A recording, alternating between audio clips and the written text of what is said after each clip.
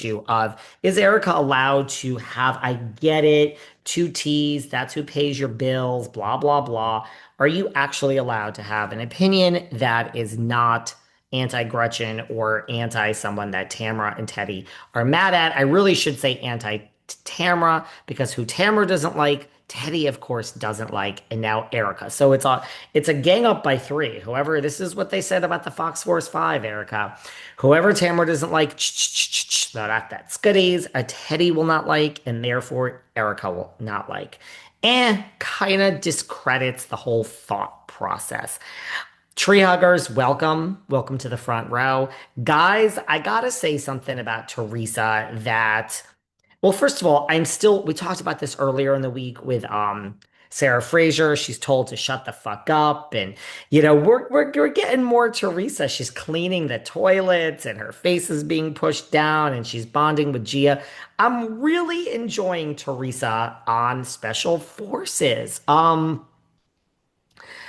She seems more humble when they're screaming at her. I, granted, I don't know. Look, have I been too hard on Teresa? Have I been too hard on her? I know a lot of people are going to scream no, and a lot of tree huggers are going to be so thrilled with what I'm saying today. But I mean, she's the animal across the river, but she's our animal across the river. I don't know. Or is she the type of girl that you give her an inch and she'll take a mile? Like they're screaming at her and she's like, that's not nice after they call her stupid. And they're like, shut the fuck up. And she does shut the fuck up. She's really trying to fall in line and take their life lessons. And is saying that it's because she had heart to hearts with Gia there. I mean, someone told her to blame it on special forces. And this is why she wants to reconcile with the brother. But part of me is like, this is a more humble Teresa, or is she just like the little girl who cried wolf that give her an inch and she'll take a mile? She is more humble because she's not in a position of power. And the minute she feels she has some power on the damn show, RHOM or Special Forces, she's going to get back to the Teresa that we all know. And that just is a terror. So I don't know, but I see a little bit of her humility shines through, she is out there taking every job that she can get. And I really, really don't mean any shade by that. Everyone who thinks I'm obnoxious and I sit up here on my throne, trust me, I'd be doing the same thing. I am not too proud to beg. And anyone out there want to pay me for anything? Does anyone have anything they want me to do? I will bark like a chicken and crow like a dog, and I will do whatever you want me to do. So really, truly, there's no shade in that. I'd be taking every job possible and just admitting it and being like, yeah, my podcast was a real hit and I made a gazillion dollars and now the whole thing is falling apart. Because everyone fucking hates me and I'm happy to work for $1.50. Really, truly. So I don't know. Like Erika needs the money. She's not really out there taking every odd job. I don't know. I mean, Dorit, getting a divorce from PK, would Dorit be appearing at some car wash in the middle of, Totowa, New Jersey? So I don't know. I mean, part of me is like a little bit of humility is showing through for Teresa. I'm loving her on Special Forces. I think it's great casting. That's just me. So I don't know, or am I being too nice on her? She did do a post. She said she was determined to take on each challenge with clarity and strength and the courage to let go of her fear. She just posted this the other day. So I don't know. Maybe I've been too hard on Miss Giudice throughout the years. What I also thought was interesting, by the way, in an interview she did recently, is she said, bloggers are fans. I didn't bring this up, guys, and we don't need to talk about the bloggers anymore, although we love Melissa's old nose. But Teresa said this whole thing. I told Bravo I didn't work with a blogger. I know you did, Teresa. But then she goes on and on to say, I told them that they could take my laptop, they could look through my phone. What I thought was interesting is you're basically like shedding light onto this crazy investigation that Bravo really did. We heard about this, but she's basically confirming that. I don't know. I thought that was interesting.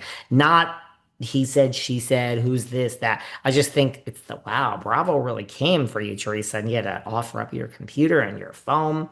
Um, Oh, Gosh, man, way to bury the lead. Charlie Sheen and Brandi Glanville are being sucked into this. We mentioned it very briefly with Sarah Fraser, but I went back and read more about this. So it's the headlines are Denise Richards, ex Aaron Phypers, drags Charlie Sheen and Brandi Glanville into the contentious divorce. Yeah, that really actually is what seems to be happening. He's preparing to call some big names to the witness stand in his ongoing divorce case against Denise. Page Six has exclusively obtained court documents. I love when people obtain court documents. TMZ is my favorite, though. They're the best for that. And the Canadian actor, 53, may call Charlie Sheen and Brandi Glanville. Makes sense. I mean, Brandi says you had an affair with her.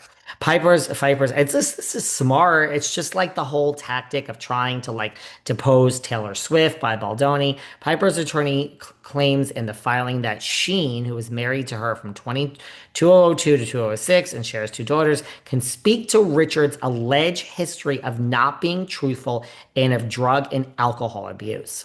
He's accused her of having a Vicodin addiction. Page Six has reached out to Sheen's rep for comment, but did not immediately hear back. Charlie and Denise are very close. She was just at the premiere for AKA Charlie. Doesn't matter if he's under oath, he's going to have to say the truth. 2.5 Men alum and Richards have recently put on a united front, blah, blah, blah, blah. Okay, so let's see. I mean, Aaron's alluded to this before. Will Charlie be called? However, Glanville and Richards have been at odds for years, and the former claiming that they had an affair. Okay, this is interesting. I mean, Brandi's in no state to be going anywhere. She's got her health problems. But Piper's attorney claims in the filing that Glanville, like Sheen, can corroborate the Drop Dead Gorgeous' star alleged history of not being truthful and of drug and alcohol abuse. I mean, you guys, can you picture Charlie Sheen on a stand? Can you picture Brandi Glanville on a stand? Trust me, guys, I will. I mean, yeah, I can't. A separate source exclusively tells in an effort to not allow this divorce case to be a Brandi 2.0, Glanville is being called to testify on Richard's credibility and manipulative moods. Well, Denise, Brandi ain't so thrilled with you, sweetie. He called her a liar.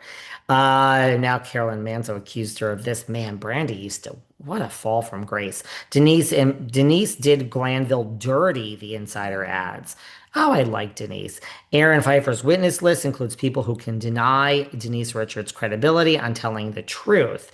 Meanwhile, says now, of course, he's talking, Aaron. He says an exclusive statement to Page Six. Call Brandi Glanville what you like, but she is not a liar. Oh, I mean, I've never known Brandi to be a liar, but I love Miss Denise. Richards has always adamantly denied the affairs, blah, blah, blah. Page Six reached out to Glanville's rep for comment and did not hear back. Can you imagine if Charlie and Brandi find themselves smack dab in the middle of this lawsuit? I don't know. I'm kind of liking it. Not that I wish harm upon anybody, but I find that interesting. But guys, everyone